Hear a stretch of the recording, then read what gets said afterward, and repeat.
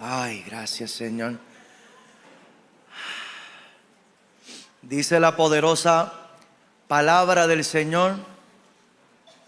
Mateo 21, desde el versículo 1, dice: mientras Jesús y los discípulos se acercaban a Jerusalén, llegaron a la ciudad de Betfagé, en el monte de los olivos. Jesús mandó a 2 de ellos que se adelantaran. Vayan a la aldea que está allí, les dijo. En cuanto entren, verán una burra atada junto con su cría. Desaten a los 2 animales y tráiganmelos. Si alguien les pregunta qué están haciendo, simplemente digan: el Señor lo necesita. Dile a tu vecino: el Señor lo necesita. El Señor lo necesita. Está hablando del burro, no está hablando de ti, está hablando del burro. El Señor necesita nuestro burrito. Te lo voy a explicar ya mismo. Quise hacer la salvedad para que nadie se me ofenda. Entonces les permitirá llevárselos de inmediato. Versículo 4 dice: eso ocurrió para que se cumpliera la profecía que decía: dile a la gente de Jerusalén, mira, tu rey viene a ti, es humilde y llega montado en un burro, montado en la cría de una burra. Los 2 discípulos hicieron tal como Jesús les había ordenado. Llevaron la burra y su cría, pusieron sus prendas sobre la cría y Jesús se sentó allí. De la multitud presente, mira esto qué lindo. De la multitud presente, la mayoría tendió sus prendas sobre el camino delante de él, y otros cortaron ramas de los árboles y las extendieron sobre el camino. Jesús estaba en el centro de la procesión. Y esto es lo más importante. Me atrevo a decirte, de todo este texto, esta es la parte más importante. Jesús estaba en el centro de la procesión. Pregúntale a tu vecino: ¿qué está en el centro de tu procesión? Tiene que estar Cristo allí. Tiene que estar Cristo allí. Y toda la gente que los rodeaba gritaba: alaben a Dios por el Hijo de David. Hosana, dice la Reina Valera. Bendiciones al que viene en el nombre del Señor. Alaben a Dios en el cielo más alto. Hosana en las alturas. Toda la ciudad de Jerusalén estaba alborotada a medida que Jesús entraba. ¿Quién es este?, preguntaban. Y las multitudes contestaban: es Jesús, el profeta de Nazaret de Galilea. Santo Dios. Vamos a orar antes de sentarnos. Aquí en este texto nosotros vemos a Jesús a punto de entrar en Jerusalén para pasar su última semana de vida. Él estaba entrando en una temporada muy diferente a todo lo que él había vivido anteriormente, y esto se llama transición. Alguien diga conmigo: transición. Voy a estar predicando hoy bajo el tema punto de transición. Punto de transición. Cerramos nuestros ojos para orar. Padre bueno, Dios eterno, te damos gracias, Señor, porque tú estás en medio nuestro. Te damos gracias por tu presencia en este lugar. Te damos gracias y te pedimos, Espíritu Santo, que seas tú hablándonos en esta mañana. Yo te entrego todo mi ser. Te pido que seas tú predicando a través de mi vida. Te entrego mis pensamientos. Te entrego todo mi ser, Señor, aún el aire que pase por mis pulmones. Te pido que sea aliento de vida, Señor, que traiga, Señor, nueva vida, que traiga fe, que traiga entendimiento, que traiga revelación, que traiga nuevas fuerzas y que traiga la unción de tu Espíritu Santo sobre tu pueblo, para que podamos entrar en todo lo que tú has preparado para nosotros. Gracias te damos en el nombre poderoso de Jesús, y el pueblo dice: amén, amén. Se pueden sentar. Punto de transición. Yo creo que cada uno de nosotros en algún momento nos hemos encontrado en una situación como esta, que sentimos que estamos a punto de entrar en algo nuevo y lo nuevo trae incertidumbre. En algún momento te has encontrado en medio de algo. Podría ser un proceso económico en el que estás a punto de entrar en algo nuevo, pero todavía no has llegado. Podría ser un proceso familiar, que sabes que las cosas están a punto de cambiar, pero como que todavía no han cambiado. podría ser un proceso de fe en donde tú sientes que estás a punto de entrar en un nuevo nivel o una nueva dimensión en cuanto a tu relación con Dios, pero como que todavía no has llegado, estás en ese punto de transición. Y nosotros vemos en este texto a Jesús en una situación similar. Jesús viene después de estar 3 años ejerciendo su ministerio de manera pública. 3 años predicando públicamente, predicando en las sinagogas, predicando fuera, en las aldeas, haciendo lo que hoy llamaríamos cultos evangelísticos, campañas. Él predicaba en lugares públicos, en lugares fuera de las facilidades de cualquier templo. Y allí él predicaba y después hacía milagros, sanaba a los enfermos, echaba fuera a los demonios, hacía milagros sobrenaturales, multiplicaba los panes y los peces. O sea, una gloria sobrenatural que estaba ejerciendo una asignación, cumpliendo con una asignación para una temporada. Y la asignación de esa temporada, de los 3 años del ministerio público de Jesús, era atraer la gente hacia sí mismo, llamar la atención de las ciudades. Y por eso él viajaba. El ministerio de Jesús era como un ministerio misionero. Él llegaba a una ciudad y allí él hacía todos estos cultos, estos servicios, predicaba en sinagogas y hacía también estos servicios al aire libre. Llegaba mucha gente, miles de personas se convertían y después él regresaba a su centro de comando. Y después entonces planificaba el próximo viaje. Y así se pasó durante esos 3 años hasta que llegó esta semana, en donde él sabía que esta Pascua va a ser diferente. Dile a tu vecino, esta Pascua va a ser diferente. Lo que el americano le llama Easter, que le han puesto una figura de un conejito y preparan los huevitos y hacen juegos para buscar los huevitos en diferentes lugares, y los niños se pintan las caritas y hacen todo ese tipo de chulería. Pero esa es la versión del mundo de una fiesta que realmente es muy espiritual, y es la fiesta de la Pascua. Nosotros hoy estamos comenzando lo que es esta semana de celebración de la Pascua.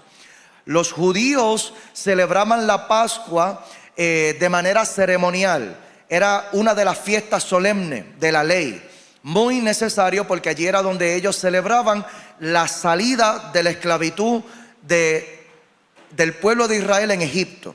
Ellos estuvieron 400 años en Egipto, esclavizados por los egipcios, y de momento Dios le habla a un hombre que se llama Moisés, y Dios le dice: te usaré para liberar a mi pueblo de la esclavitud.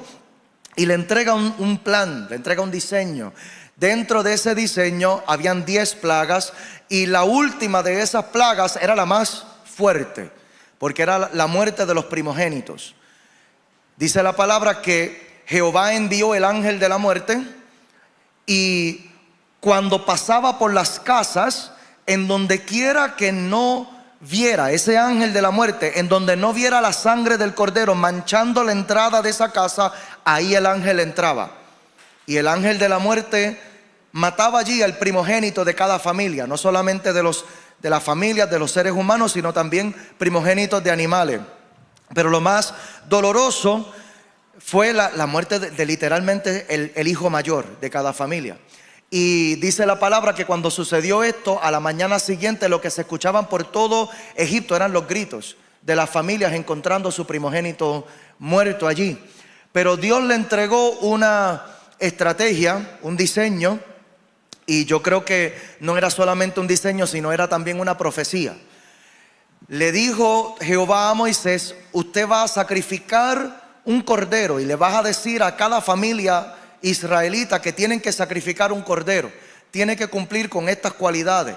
Tiene que ser sin mancha, tiene que ser ya entrando en su primera etapa de la vida adulta para ese cordero, y usted le va a degollar ese cordero, y con la sangre usted va a manchar los dinteles de las puertas. O sea, cada entrada de cada casa israelita tenía que tener la mancha de sangre allí, para que el ángel de la muerte, cuando pasara, viera que esa casa estaba cubierta con la sangre. Gloria al Señor. Y por eso yo creo que esto no era solamente una estrategia, sino también una profecía, porque así mismo sigue operando hoy día. Posiblemente 3,000 o 4,000 años después de ese suceso, todavía cuando pasa el ángel de la muerte por tu casa, por tu urbanización, cuando ve que tu casa está cubierta con la sangre del Cordero, el ángel de la muerte no puede pasar allí. El ángel de la muerte no puede entrar allí. Y eso es lo que estamos celebrando, porque desde ese momento en adelante el pueblo israelita celebró esa fiesta de la Pascua, y ellos entonces celebraban todos los años, y todos los años ellos sacrificaban ese cordero, y la palabra estableció dentro de la ley que ese cordero había que comérselo completo. Toda la familia se tenía que reunir para comerse ese cordero completo, no podía sobrar nada. Si sobraba algo había que compartirlo con los vecinos. Era algo muy, muy importante que se comiera el cordero completo, y posiblemente hablemos acerca de esto en Viernes Santo, pero te adelanto que el cordero es la palabra de Dios. Cuando habla la Biblia acerca de Jesucristo, dice que lo que llegó en Juan capítulo 1 es el verbo, y el verbo es la palabra. Cuando hablamos del Cordero de Dios, estamos hablando de la palabra. Y cuando decimos que al cordero hay que comérselo completo, estamos diciendo que la palabra hay que comérsela completa también. No podemos escoger los versículos que más nos convienen. Ay, santo Dios. No podemos leer solamente las historias bíblicas que más nos gustan, y aquellos que nos confrontan decimos: ay, no, reprendo el diablo. No, eso no es el diablo allí. Esa es la palabra. Esa es la palabra. Y el rollo hay que comérselo completo. La palabra hay que comérsela completa. Así que llega entonces esta tercera Pascua que Jesús iba a celebrar con sus discípulos, y era la tercera porque él llevaba 3 años de ministerio, 3 años caminando con sus discípulos, y él sabía que esta tercera Pascua va a ser diferente. Y cuando comienza entonces esta semana de la celebración de la Pascua, él iba entrando a Jerusalén, pero entrando sabiendo que estaba entrando en un nuevo tiempo, porque esa última semana de su vida era una temporada en sí misma. Hay temporadas en nuestras vidas que son cortas, pero son completas en sí mismas. Hay periodos de tiempo, hay procesos que ocurren de manera muy rápida, pero usted los va a recordar por siempre. Hay procesos que son tan repentinos, pero son tan impactantes a la vez, que usted los va a recordar por siempre. Usted siempre va a recordar ese suceso. ¿Por qué? Porque ese suceso, aunque sucedió de manera rápida, ese suceso marcó el inicio de una nueva temporada para su vida. Esto fue lo que sucedió en la vida de Jesús. Esa última semana de vida fue una semana de mucha prueba, de mucho proceso.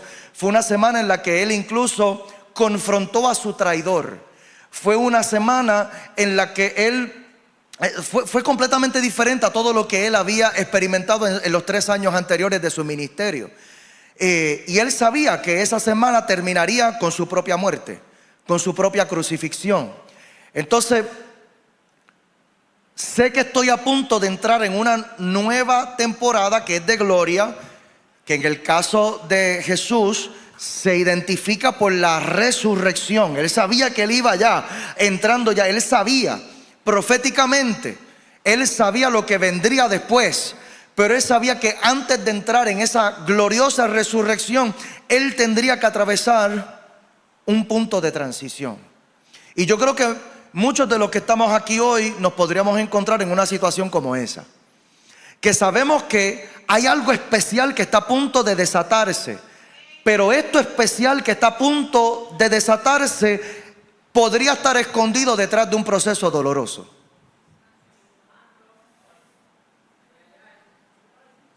Esta nueva gloria, esta nueva dimensión que se acerca, puede que me cueste. Dile a tu vecino: puede que te cueste.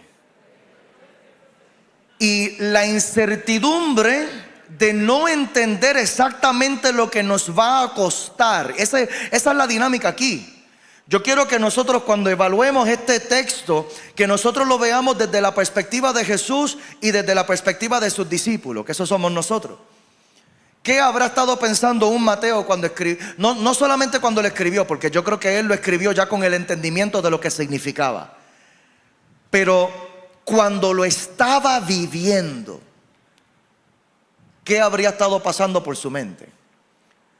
Cuando él sintió el cambio en el tono del ministerio de Jesús, en donde se acabaron las campañas evangelísticas, se acabaron estos grandes milagros, se acabaron la multiplicación de los panes y los peces, se acabó. Como que entramos en una nueva temporada en este movimiento en el que yo soy parte, el movimiento de Cristo. ¿Cuántos son parte del movimiento de Cristo? Los discípulos eran parte de esto que se había convertido en un movimiento y que atraía multitudes a cualquier lugar en donde Jesús se presentaba. Pero este movimiento de Cristo había cambiado su tono de momento, y de momento todos los temas eran muy profundos. Muy profundos acerca de la condición del corazón de la gente. Y de momento empezaron a suceder cosas extrañas, cosas diferentes. Y de momento Jesús comienza a hablar de su propia muerte. Y empieza todo este conflicto en ellos, porque acuérdate que entre ellos mismos estaban los judíos. Acuérdate que todos los discípulos eran judíos, todos los que caminaron con Jesús. Y los judíos, había una interpretación popular ante las profecías, y era que este Salvador que vendría, este Mesías que estaba esperado, ellos esperaban que viniera con un poder político, con un poder militar, que liberara al pueblo de Israel bajo la opresión del imperio romano. Ellos estaban esperando esto. Y de momento viene este Jesús, y antes de ver eso que ellos estaban esperando, de momento Jesús empieza a anunciar que ya pronto se iba a morir. Imagínate entonces el cambio, el giro aquí en todo el tono, en toda la esencia del ministerio. Ellos vienen corriendo en una gloria sobrenatural, viendo enfermos ser sanados, viendo endemoniados ser liberados, viendo pescas milagrosas. Y de momento llegar a un punto en el que toda la velocidad parece detenerse, y aquello que aparentemente estaba corriendo de manera muy acelerada, de momento se detiene. Y Jesús dice: prepárense, porque ya mismo me voy. Pero ¿cómo que te vas? ¿Qué va a pasar de nosotros? ¿Qué vamos a hacer nosotros? Todo esto trae nuevas cargas a nuestros corazones. Y esas nuevas cargas, esta es la carga de la incertidumbre. ¿Cómo nosotros vamos a sobrevivir el asesinato de nuestro pastor?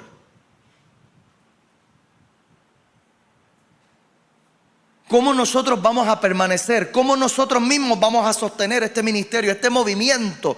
¿Cómo nosotros lo vamos a continuar sin nuestro líder? Y peor todavía, por la manera en que nosotros vamos a perder nuestro líder. Todo esto trae unos niveles de incertidumbre sumamente pesados. Y estas son las dinámicas de las transiciones. Voy a regresar al versículo 1. Dice: mientras Jesús y los discípulos se acercaban a Jerusalén, llegaron a la ciudad de Betfagé. Mira esto, en el monte de los olivos. Estamos hablando de Betfagé y el monte de los olivos. Este lugar, Betfagé y el monte de los olivos, es el punto de conexión entre Jericó y Jerusalén. Hasta el mismo lugar tiene implicaciones proféticas. Este lugar en donde ellos se detienen en este preciso momento en el que Jesús se está preparando para hacer su entrada triunfal, era en sí mismo, este punto geográfico era el punto de conexión entre Jericó y Jerusalén. Jericó, geográficamente, es lugar de desierto, y todavía Jericó sigue siendo un lugar de desierto. Yo estuve allí el año pasado. Es un lugar también de rompimiento. Cuando usted recuerda en Josué, es el lugar cuando el pueblo de Israel está a punto de entrar en Canaán. Ellos tuvieron que atravesar una ciudad que se llama Jericó. ¿Y qué fue lo que tuvo que suceder allí en Jericó para que ellos pudieran atravesar? Las murallas de Jericó se tuvieron que caer, aleluya. Es un lugar en donde se presentan los obstáculos, pero es donde Jehová manifiesta su poder para romper cualquier obstáculo que está entre medio de usted y su promesa, aleluya. Entonces ellos se encontraban en ese momento entre Jericó, detrás de ellos, que lo que representa es esa gloria de rompimiento, esa gloria de liberación, esa gloria de milagros que se manifestó allí en Jericó, y están a punto de entrar en Jerusalén. Cuando usted entra en Jerusalén, usted siente también el cambio en la atmósfera.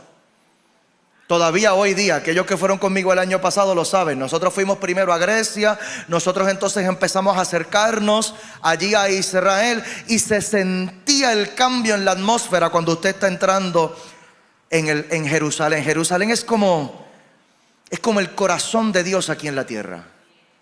Se siente algo bien diferente cuando usted va entrando allí. Y todo esto habla también de los cambios que usted va a experimentar cuando usted está entrando en un lugar nuevo, en un lugar en donde Dios está trabajando muy de cerca, que eso es Jerusalén.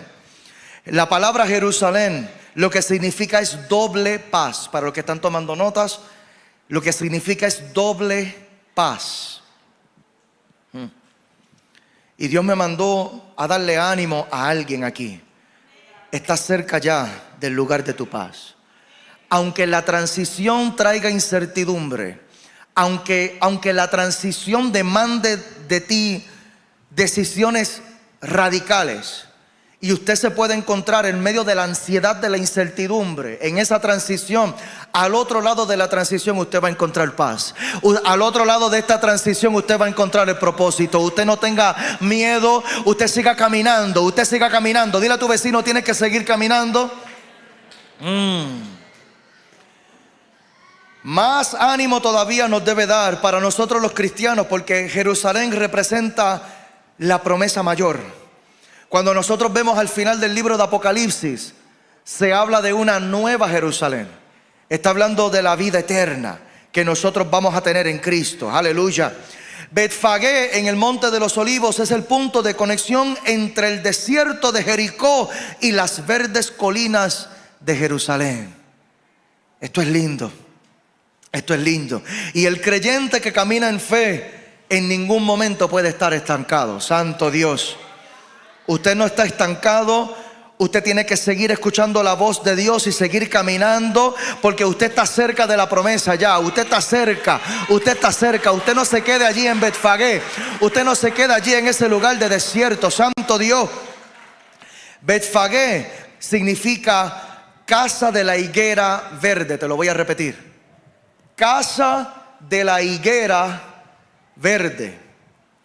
La higuera era el fruto y todavía sigue siendo un fruto muy común allá que ellos comen. En otras palabras, es el lugar del fruto, pero también es lugar de espera, porque no ha llegado todavía en Jerusalén. Lo que representa es provisión por el camino. Hay provisión en la incertidumbre. Hay provisión allí. Dios se va a asegurar de que usted tenga lo que necesita para sobrevivir el desierto. Santo Dios. Dios mío. A los pies de Betfagé se encuentra el jardín de Getsemaní. Lindo ese lugar también. Getsemaní es un lugar de oración. Sigue siendo todavía un lugar de intimidad, un lugar de oración, y fue el lugar a donde Jesús fue para orar la noche antes de su muerte en la cruz. Es un lugar de oración y es también un lugar de entrega. Fue el lugar en donde Jesús le dijo al Padre: pasa de mí esta copa, porque Él sabía lo que le esperaba al día siguiente. Él sabía que le esperaban los latigazos. Él sabía que le esperaban la corona de espinas. Él sabía que le esperaba la humillación. Y por eso Él, en su humanidad, porque no podemos perder de perspectiva de que Jesús, mientras caminó aquí en la tierra, Él caminó y vivió como 100% hombre y a la misma vez 100% Dios. Pero en ese 100% de hombre, Él lo sufrió. Y Él dijo: pasa de mí esta copa, Padre. Pero no dejó la oración allí. Y esa es la transición que nosotros tenemos que hacer también. No podemos dejar nuestra oración solamente en el pasa de mí esta copa. Tenemos que trascender nuestra oración a la próxima etapa, y es de decirle a Dios: pero no se haga mi voluntad sino la tuya. ¿Dónde está la gente que está dispuesta a entregarle al Señor su propia voluntad? Un dato curioso es que en el monte de los olivos abundan, por supuesto, los olivos. ¿Y para qué se usan los olivos? Se usan para hacer aceite. ¿Y cómo se hace el aceite? Exprimiendo el olivo. Exprimiendo el olivo. Los puntos de transición de Dios entre el desierto y la promesa generalmente son puntos de proceso, en donde el olivo es procesado. Todo en este texto es profético. De todo lo que sucede acá en este texto, el lugar en donde ellos se encontraban, lo que se hacía en ese lugar, en donde ellos se encontraban, los frutos que se encontraban en ese lugar en donde ellos estaban, todo esto tiene mensajes proféticos para nosotros. Todo esto estaba preparando a Jesús para lo que venía, y todo esto nos debería preparar a nosotros también para tener una expectativa correcta de lo que va a suceder en medio de una transición. Versículo 2 dice: vayan a la aldea que está allí, les dice Jesús. En cuanto entren, verán una burra atada junto con su cría. Desaten a los dos animales y tráiganmelo. Y yo creo que usted se imagine lo que escucharon los discípulos en ese momento. Ustedes van a ir a una aldea que está allí. Señor, pero ¿cuál de las aldeas? Van a ver allí una burra atada. ¿En serio? O sea, me están mandando a un lugar desconocido a buscar algo desconocido por razones desconocidas. Esta es la transición. Así son las transiciones de Dios. Qué difícil es cuando Dios te da instrucciones sin sentido. Y aquellos que llevan suficiente tiempo en Cristo saben que Dios a veces hace este tipo de cosas. Dios a veces nos pide que hagamos cosas que no entendemos, por razones que no entendemos, en lugares a donde no hemos ido, incluso que tengamos interacciones con personas que no hemos conocido. Esto es la fe. Algunos de ustedes posiblemente llegaron aquí en esas condiciones. Algunos de ustedes no saben ni cómo fue que llegaron aquí. Algunos de ustedes no entienden exactamente las dinámicas de qué yo estoy haciendo aquí. Yo no entiendo. Todavía yo no conozco a esta gente bien. Todavía yo no entiendo el lenguaje de esta gente. Todavía yo no entiendo lo que hacen en los cultos. Todavía yo no entiendo por qué levantan las manos, por qué lloran en la adoración. Todavía yo no entiendo por qué se caen al piso. Todavía yo no entiendo por qué gritan, por qué aplauden. Esta gente parece que están loca. Pero estas son las dinámicas de la fe en medio de una transición.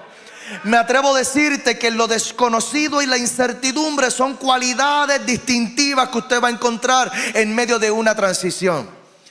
Lo bueno es que la transición no está anunciando una temporada permanente. La transición lo que está anunciando es un cambio de temporada. Lo que significa es que esta incertidumbre no es para siempre. Aleluya. La incertidumbre es solamente un momento. La incertidumbre y la confusión, aunque usted no lo entienda hoy, aunque usted no está entendiendo todo lo que Dios está haciendo en medio de esta temporada, usted necesita entender que el desconocimiento es solamente una etapa de este proceso. Pero al otro lado de este proceso está una gloria mayor. Dios está a punto de sorprenderte. Dios está a punto de traer algo nuevo a tu vida. Dios está a punto de traer un cumplimiento de cosas que Él te había prometido hace años atrás. Pero el cumplimiento está detrás de una temporada de incertidumbre. Y esa temporada de incertidumbre se llama transición. Dile a tu vecino, es una transición. Es una transición. Dile con mucha compasión, dile: tranquilo, Bobby, tranquilo. ya mismo lo vas a entender. Ya mismo vas a entender lo que Dios está haciendo. Y me llama mucho la atención la seguridad con la que Jesús le da todas estas instrucciones, mandando a sus discípulos a hacer cosas que no entendían, pero Jesús se lo anuncia con total seguridad. Si alguien les pregunta, en el versículo 3, mira lo que dice esto: si alguien les pregunta qué están haciendo, simplemente digan: el Señor lo necesita. El Señor lo necesita. Entonces les permitirá llevárselos de inmediato. Oh my God. Esto rompe un poco la teología contemporánea de que Dios no necesita nada de nosotros. Hay cosas que Dios necesita de nosotros. ¿Estás consciente de lo que Dios necesita de ti? ¿Estás consciente de lo que Dios te está demandando? ¿Estás consciente de lo que Dios te está pidiendo que hagas? Porque resulta que los milagros están detrás de ciertas instrucciones por lo general. Y si nosotros pensamos que Dios lo va a hacer todo y que no va a depender de nosotros de ninguna manera, podríamos estar muy equivocados. Lo que va a traer el aceleramiento hacia el cumplimiento de lo que Dios te prometió es tu capacidad para obedecer las instrucciones de Dios, aunque usted no lo entienda.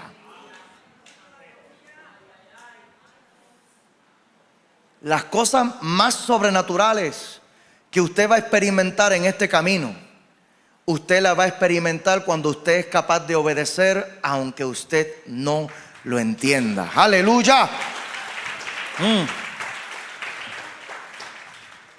Y es importante que nosotros podamos entender cómo esto opera. ¿Podemos profundizar un poquito aquí, por favor? Amén. ¿Qué le estaba pidiendo Jesús a sus discípulos? Esto va a traer entendimiento para alguien acerca de su proceso. Jesús le estaba pidiendo a sus discípulos que le trajeran un burro. Dile a tu vecino: un burro. Ahora dile: no estoy hablando de ti. No se me ofendan. Un burro es un animal de carga. Su función está relacionada al trabajo. Y podría ser bastante fácil trabajar de Dios cuando entendemos la recompensa. Pero el contexto de lo que estamos leyendo aquí, esta historia realmente es muy diferente, porque ellos no entendían la recompensa. Es fácil trabajar para Dios cuando entendemos la recompensa, pero en la transición usted tampoco va a entender la recompensa. Usted lo que va a estar es recibiendo instrucciones de Dios que podrían ser bastante confusas. Esto es por definición una transición. Cuando Dios está tratando de introducirte en una nueva temporada, las dinámicas son así. En la transición usted no obedece por recompensa, usted obedece por fe. Dile a tu vecino: es solo por fe. Es solo por fe. Porque no es por recompensa. La revelación de la recompensa no ha llegado todavía. No entendemos todavía en este momento todo lo que Dios va a hacer al otro lado de este acto de fe. Lo único que nosotros estamos viendo es una instrucción. Una instrucción. Cuando usted obedece en la transición, ahí es donde usted comienza a entender el poder de la consistencia. Yo por poco le pongo de título a este mensaje: el poder de la consistencia, porque yo sí quiero que este sea uno de los temas centrales de este mensaje. Muchos de nosotros nos perdemos en el proceso no por falta de palabra, incluso me atrevo a decir que no es por falta de fe al principio del proceso. Porque al principio del proceso la mayoría de nosotros experimentamos lo que la Biblia llama el primer amor. Esta sensación que uno tiene en el corazón cuando uno viene al culto y uno siente la presencia del Espíritu Santo por primera vez. Esto es algo hermoso, ¿verdad? Cuando uno llega a un lugar en donde se siente avivamiento en la atmósfera, se siente a Dios que se está paseando en este lugar y el Espíritu Santo comienza a tocar tu corazón. Usted no entiende lo que está sucediendo, pero a usted le dan ganas de llorar. Usted siente como una sanidad en su corazón que usted no la entiende todavía, pero usted puede identificar que esto tiene que ser Dios. ¿Cuántos saben que esto tiene que ser Dios obligado? Que esto no son palabras bonitas, esto no tiene nada que ver con la música, esto tiene que ver con la presencia del Espíritu Santo. Usted empieza a recibir la palabra del Evangelio, usted empieza a entender el amor de Cristo que dio su vida por usted en la cruz del Calvario, y ese amor de Cristo a usted lo empieza a impactar. El amor de Cristo a usted lo empieza a enamorar. Usted empieza a orar más, usted empieza a leer la Biblia durante la semana, usted empieza a tener experiencias con el Señor durante la semana, y usted empieza a entregarse al Señor de manera acelerada. Usted, el que llegó fumando, de momento esta semana dice: yo creo que yo debería dejar de fumar. Aleluya. El que llegó con vicios de alcoholismo dice: oye, yo creo que yo debería dejar un poco esto. Aquellos que están en relaciones de fornicación se empiezan a incomodar en medio de su relación de pecado. ¿Me abro mi corazón un poquito? ¿Podemos hablar de temas reales? Yo tenía una amiga, esto fue mucho antes de yo casarme. Yo tenía una amiga y en un momento yo todavía no estaba muy firme en Cristo, me confieso pecado. Yo estaba muy firme en Cristo, y después de nosotros compartir, generalmente yo terminaba hablándole a ella de las cosas de Dios. Y era bien incómodo porque habíamos acabado de pecar. No voy a dar detalles, ¿verdad? Usted me entiende lo que te estoy diciendo, ¿verdad? Habíamos acabado de pecar, y de momento sale el cabezón y empieza a hablar de la presencia de Dios y del llamado de Dios y de experiencias con el Espíritu Santo y de lo que dijo el apóstol Pablo y de lo que hizo el profeta Elías. Y llegó el momento en el que ella misma me decía: por favor, no me hables de estos temas, por lo menos dame 30, 45 minutos después del acto para yo... Antes de recibir el redarguir, porque obviamente cuando usted empieza a hablar de Dios, empieza también el redarguir en todo ese tipo de cosas. Pero lo que ella no entendía, y lo que yo tampoco podía entender en ese momento, era que yo no lo podía contener. Porque aunque todavía yo no estaba completamente renovado en el Señor, aunque yo todavía no estaba santificado por Cristo, yo estaba solamente comenzando mi camino en el Señor, pero ya Dios a mí me había marcado. Aleluya. Ya Dios a mí me había sellado, ya me había tocado su Espíritu Santo, eso no está en el bosquejo, pero yo creo que eso era para alguien. Santo Dios. El asunto es ese, que cuando nosotros estamos en esta temporada del primer amor, en esa dinámica, yo encontré el valor de dejar de hacer lo que yo estaba haciendo. Lo dije bonito, ¿verdad? Pero usted me entendió, ¿verdad? Sí. Yo encontré y ese valor me lo dio el primer amor, porque las experiencias que yo estaba teniendo con el Señor realmente estaban impactando mi vida de manera muy profunda. Entonces es fácil dar pasos de fe. Es más fácil dar estos pasos de fe que son de entrega al Señor cuando estamos al principio de este proceso y todo esto es nuevo para nosotros. Entonces la mayoría de nosotros no fallamos en el primer amor. La mayoría de nosotros fallamos en la consistencia. Voy a dejar que eso marine allí un poquito.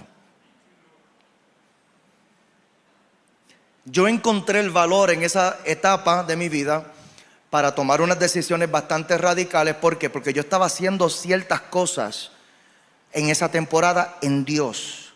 Estaba orando, estaba ayunando, me estaba congregando, estaba estudiando la Biblia durante la semana. Yo estaba en un avivamiento personal. Aunque podía tener mis caídas, pero seguía en mi relación con el Señor.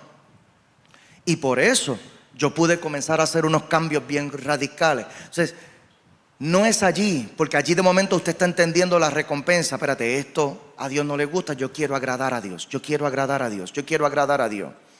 La motivación de la recompensa, cuando usted entiende la asignación de la temporada, usted va a correr por la recompensa del cumplimiento. En esa temporada, cuando usted entiende la recompensa, usted va a correr en obediencia y se le va a hacer más fácil correr en obediencia. ¿Por qué? Porque usted está corriendo en la motivación de la recompensa. Dios me estaba tocando, yo estaba teniendo experiencia con el Espíritu Santo. En estos cultos Dios me estaba hablando de las promesas que Él tenía para mi vida, las cosas que Él quería hacer conmigo, las cosas que Él quería hacer con mi casa, con mi familia, las cosas que quería hacer conmigo en el futuro, la manera en que Dios quería bendecirme, la manera en que Dios quería prosperarme. Yo tenía muy clara la recompensa. Pero cuando Dios anuncia una nueva temporada, ahí usted entra en la dimensión de lo incierto. Porque usted todavía, aunque la motivación de la recompensa de esta temporada lo trajo usted hasta aquí, usted todavía no ha entendido la recompensa de la próxima temporada. Usted podría tener una idea, pero todavía usted no la entiende claramente. Aquí es donde muchos resbalamos, porque no entendemos hacia dónde nos lleva el Señor. Muchos se estancan en las transiciones, y aquí yo necesito profundizar. Muchos se estancan en las transiciones porque se niegan a darle el burro al Señor. ¿Lo entendiste, verdad, hija? Sí, la cajó allí, lo vi como que se te iluminó la cara. O sea, eso se llama revelación. Cuando el Espíritu Santo de momento te da ese wow y tú entiendes de momento. Se niegan a darle el burro al Señor, se niegan a darle el servicio, el trabajo, la obediencia de todo lo que Dios te está demandando aquí. Y en vez de darle al Señor lo que el Señor te está pidiendo, lo que hacemos es que nos vamos de brazos cruzados. Porque no entendemos. No entiendo todavía la recompensa. No entiendo cómo esto que Dios aparentemente me está ofreciendo, no entiendo cómo podría ser mejor que lo que yo estoy viviendo hoy. No lo entiendo. Y como no entiendo el valor de la recompensa, pues entonces me conformo con darle al Señor lo mínimo necesario. ¿Sientes la tensión en el ambiente? Confronta, pero revela. Porque por esto es que muchos de nosotros nos podríamos sentir estancados hoy. No entendemos la recompensa, pero si usted y yo vamos a ser sinceros, usted entiende la instrucción. La instrucción es clara. Las cosas de Dios, esto yo lo entendí hace mucho tiempo, las cosas de Dios nunca son complicadas. Las cosas de Dios son difíciles, pero no complicadas. No complicadas en el sentido de que las instrucciones de Dios son claras. Quiero que me entregues esto, en blanco y negro, en arroz y habichuela. Quiero tu tiempo, quiero que hables conmigo, quiero que ores más, quiero que leas la Biblia durante la semana, quiero que estudies, que tengas una comunión conmigo a través de mi palabra. Quiero que me sirvas, que te metas a servir en el reino de alguna manera. Las instrucciones de Dios son simples, simples. Ven a esta reunión, ok, voy a la reunión. Toma estos discipulados, ok, voy a tomar el discipulado o no los voy a tomar. Métete a servir en este ministerio, ok, me voy a meter, pero no me voy a meter. Entonces los procesos en Dios realmente no son complicados. Me atrevo a decir que nosotros los complicamos. quiero que me des más de ti aquí, en donde estás. Alaba. Simple, no es complicado, es simple. Pero el hecho de que sea simple no significa que sea fácil. Ahí es que está el asunto.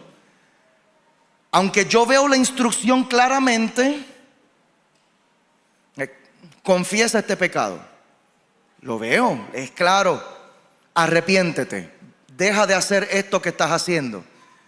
¿Por qué era que yo empezaba a hablar después de pecar con esta persona con quien yo pecaba? ¿Por qué yo de momento empezaba a hablar de las cosas de Dios? ¿Qué era eso? Era el redarguir del Espíritu Santo.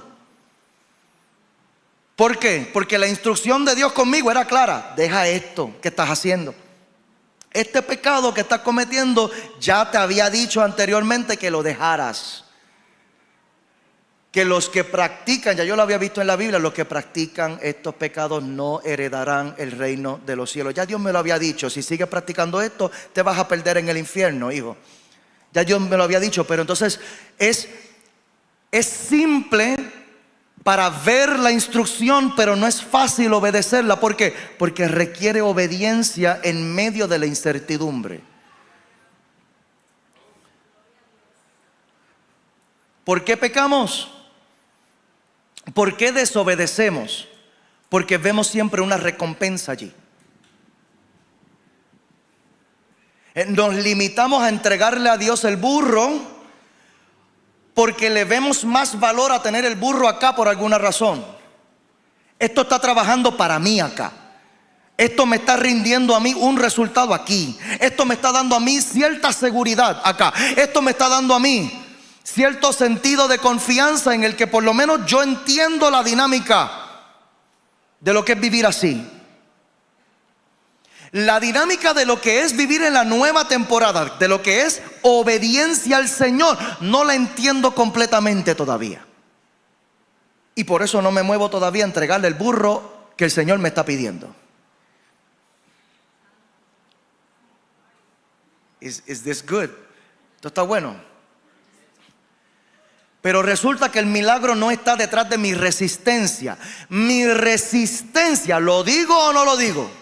Mi resistencia es lo que me ha mantenido a mí en este lugar de desierto, en Betfagé, conformándome con higueras, pudiendo comer cordero en Jerusalén. Oh my God. Pudiendo comer cordero en Jerusalén. Aquí no es tan común comer cordero acá en Puerto Rico. Allá comimos cordero casi todos los días. Qué rico es. Qué rico es. Cordero en escabeche, aleluya. Cordero en fricaseo, yo siento la gloria de Jehová. Pero nos conformamos nosotros con higueras en Betfagé, porque esto es lo único que hay en el desierto. Hay una provisión que está diseñada para el desierto, pero esa provisión nunca va a ser la abundancia que usted va a encontrar en Jerusalén. Aleluya. Usted tiene que soltar la resistencia. Usted tiene que agarrar ese burro y entregárselo al Señor, aunque usted no entienda las instrucciones, aunque usted no entienda la recompensa todavía. Pero tenlo por seguro que el Dios que usted lo llama, Él es bueno, aleluya. Él es bueno, Él es bueno. Y Él nunca te va a pedir algo que te va a lastimar. Él nunca te va a pedir algo que te va a matar. Él nunca te va a pedir algo que te va a dañar. Lo que Dios te pide, aleluya, estos actos de fe son los que desatan la gloria mayor. Santo Dios.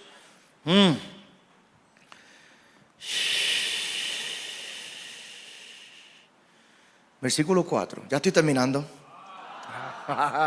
Santo Dios. Versículo 4 dice: eso ocurrió para que se cumpliera la profecía que decía: dile a la gente de Jerusalén, mira, tu rey viene hacia ti, es humilde y llega montado en un burro, montado en la cría de una burra. Y esto es de Zacarías capítulo 9, versículo 9, para aquellos que toman notas en el culto, que usted sabe que son los estudiantes estrella. Y esto es importante, porque todo lo que Jesús hacía era en cumplimiento de las profecías. aunque la gente en el momento no lo entendiera. Porque nosotros muchas veces, para poder entender el poder de la profecía, vamos a tener que entregar nuestras expectativas. Esto fue lo que ellos no pudieron hacer. En general, el pueblo de Israel, esto fue lo que no pudieron hacer. Ellos no pudieron entregar sus expectativas de tener un Mesías con poder político y militar. Un Mesías que en vez de venir sobre un burrito, viniera sobre un caballo militar. Esto era lo que ellos esperaban, que viniera sobre un caballo negro, con una jabalina en una mano y con un escudo en la otra, y que viniera a conquistar, que viniera allí a invitar al emperador romano a pelear. Esto era lo que ellos esperaban. Pero esto no era lo que se había profetizado. Y para nosotros entrar en sintonía con la voluntad de Dios, necesitamos nosotros morir a nuestras expectativas. Pero la voluntad de Dios siempre es mejor, porque se había profetizado que venía humilde y en paz, porque su reino nunca fue de violencia. El reino del Mesías nunca fue profetizado como un reino de violencia, siempre fue profetizado como el príncipe de paz. Y cuando nosotros entendemos esto, wow, la verdad es que los planes de Dios siempre son mejores que los nuestros. Versículo 6 dice: los dos discípulos hicieron tal como Jesús les había ordenado. Llevaron la burra y su cría, pusieron sus prendas sobre la cría y Jesús se sentó allí.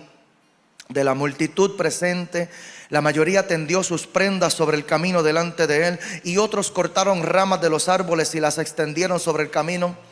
Jesús estaba en el centro de la procesión, y toda la gente que lo rodeaba gritaba: alaben a Dios por el Hijo de David. Bendiciones al que viene en el nombre del Señor. Alaben a Dios en el cielo más alto. Hosana en las alturas. Santo Dios. Toda la ciudad de Jerusalén estaba alborotada a medida que Jesús entraba. ¿Quién es este?, preguntaban. Y las multitudes contestaban: es Jesús, el profeta de Nazaret de Galilea.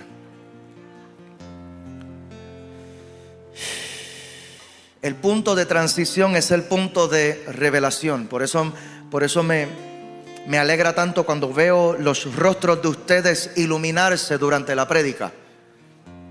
Porque cuando usted entiende la voluntad de Dios, entonces usted puede alinear su vida al plan divino. Jesús se estaba revelando como Mesías delante del pueblo. Se estaba revelando como el cumplimiento de las profecías. Pero seguían en la transición, y el detalle de la transición es que todavía este Salvador no había salvado a nadie. En el punto de transición sigue siendo un punto de espera en lo que recibo la próxima temporada. La pregunta entonces es: ¿qué hacer mientras espero mi milagro? Right? ¿Qué es lo que Dios espera de mí en lo que este milagro se manifiesta? Y creo que la clave está en el poder de la consistencia. Mantente consistente. En eso fallaron todas estas personas que estaban en esa multitud. Ese día ellos gritaban: hosana en las alturas. Pero en par de días estos mismos gritaban: crucifíquenle. Y esto es lo que nos pasa a muchos de nosotros. Nos confundimos en las transiciones. Toda esa multitud se confundió en la transición. Pero usted no se confunda. Usted mantenga a Cristo en el centro de la procesión de su vida. Aleluya. Mantenga a Cristo en el centro de la procesión de su vida. Aleluya. Mantenga su alabanza delante del Señor. Aunque todavía no veas el milagro, usted va a saber que el que está delante de usted es aquel que prometió y aquel que promete Cuando es Dios, Él siempre cumple. Aleluya. Te voy a pedir que te pongas de pie. Dáselo fuerte si se lo vas a dar.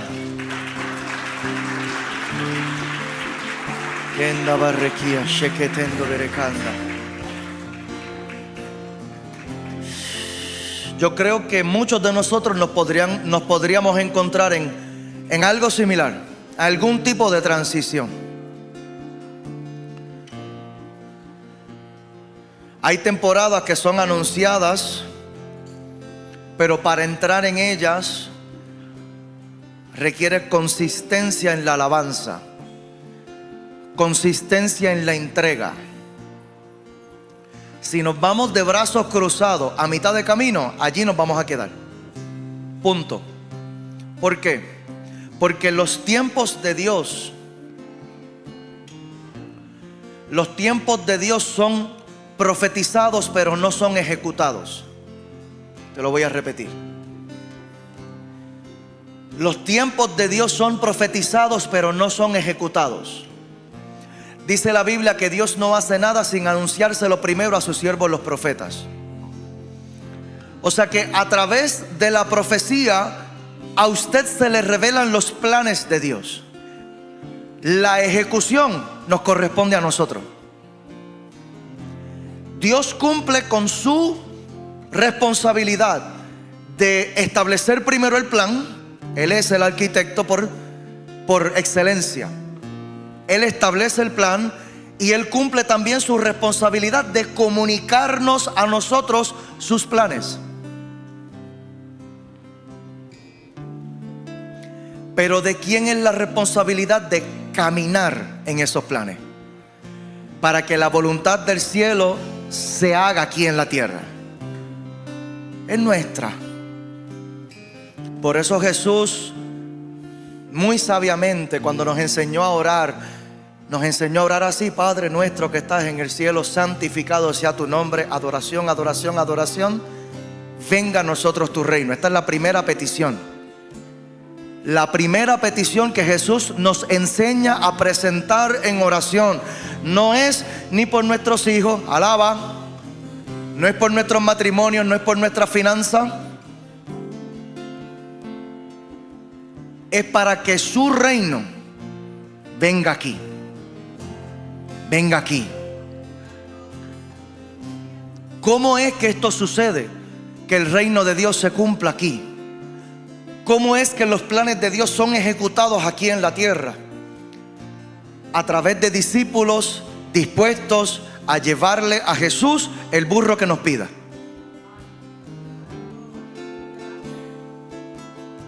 El servicio que tú me pidas, Señor, aquí está. El trabajo que tú me pidas, Señor, aquí está. El esfuerzo que tú me pidas a mí, Señor, que yo haga, aquí está. Aquí está. Aquí está. En ocasiones vamos a entender la recompensa fácilmente, porque posiblemente ya estamos comenzando a experimentarla. Estamos corriendo en una temporada en donde ya lo que estamos es caminando bajo cielos abiertos. Y usted da un paso de fe y Dios le sostiene y Dios le desata la próxima temporada, y por ahí para abajo Dios empieza a proveerle de manera sobrenatural. Gloria al Señor por ese tipo de temporada. Pero para entrar en lo nuevo de Dios, para entrar en tu próxima temporada, usted va a tener que atravesar una transición. Y en esa transición usted va a tener que vencer esa tentación de irse de brazos cruzados simplemente porque no entiende los cambios.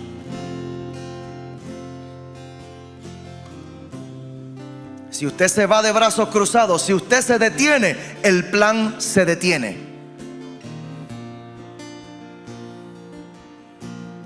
Contigo, no con la tierra. Porque lo que hace el Señor es que si yo me detengo, Dios llama a otro.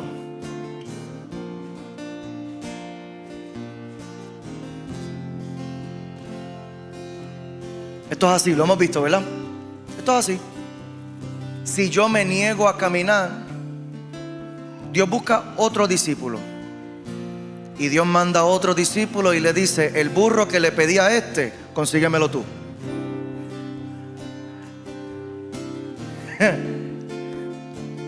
Y así opera esto.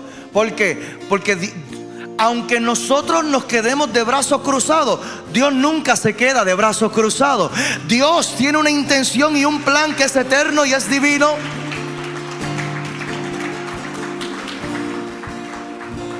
Y Él está dispuesto a ofrecernos a nosotros la oportunidad de ser parte. Pero si nosotros nos negamos, mira, se nos van los años sin experimentar la gloria del propósito. ¿Cuántos años se te han pasado a ti sin experimentar la gloria del propósito? Sobreviviendo con las higueras en Betfagé. Esto no es abundancia. Te voy a pedir que cierres tus ojos allí donde estás.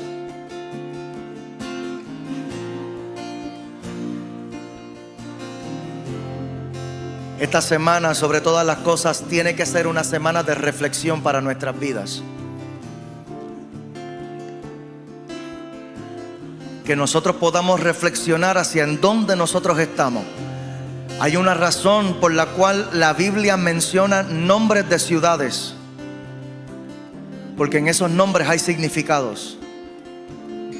Y en esos significados nosotros podemos entender en dónde estamos nosotros parados. Si estamos en Jericó, tiempo de milagros, tiempo de rompimiento poderoso. Si estamos en Betfagé, lugar de desierto, de transición, porque estamos a punto de entrar en una nueva Jerusalén.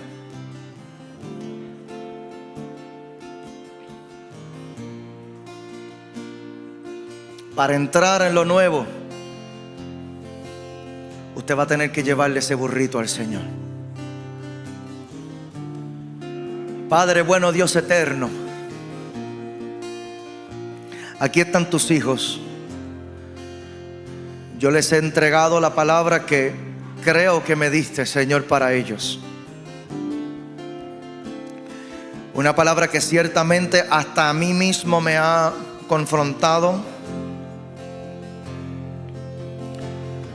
pero también me ha dado ánimo. Me ha ayudado a entender la recompensa de la próxima temporada, aunque no pueda verla claramente, pero sé que los planes tuyos son perfectos y tú siempre tienes algo mejor preparado. Lo mejor tuyo nunca está detrás de nosotros, siempre está al frente.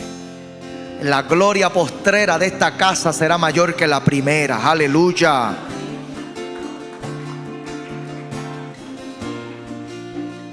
Esta nueva gloria, Señor, será mayor, será mejor,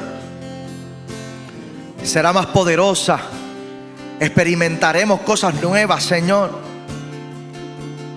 Te pido que nos ayudes a seguir siendo consistentes en medio de nuestras transiciones. Que así como un día pudimos dar pasos de fe, porque posiblemente estábamos experimentando este nuevo amor en ti, revélanos el poder de la consistencia cuando ese primer fuego se apaga y cuando entramos en la confusión de la transición, cuando entramos en la incertidumbre de la transición. Shakatán de Berequendo Berequía.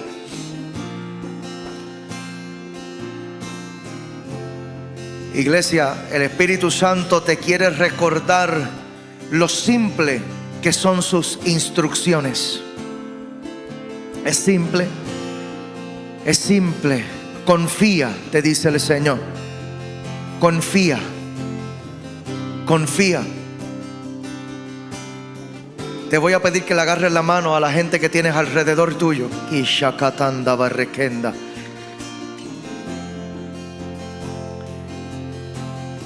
No quiero a nadie solo.